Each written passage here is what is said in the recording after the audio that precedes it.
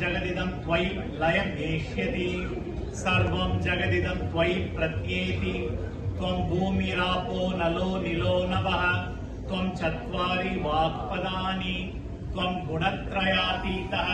त्वं अवस्थत्रयातीतः त्वं देहत्रयातीतः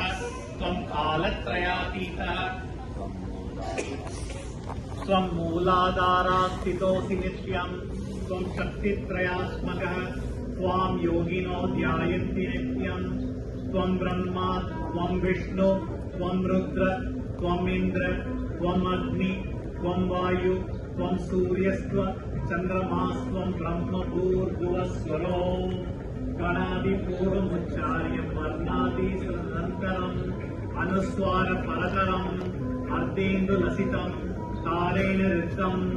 एतत्त्वमनुस्वरूपम् डकारपूर्वरूपम् अकारो मध्यमरूपम् अनुस्वारचान्त्यरूपम् बिन्दुरुक्ताररूपम् नादसन्धानम् संहितासन्धिः शैषा गणेशविद्या गणक ऋषिः ऋक्षगायत्री छन्दः श्रीमहागणपतिर्देवता गणपतये नमः। एकदन्ताय विद्महे वक्रतुण्डाय धीमहि तन्नो दन्तिः प्रचोदयात्।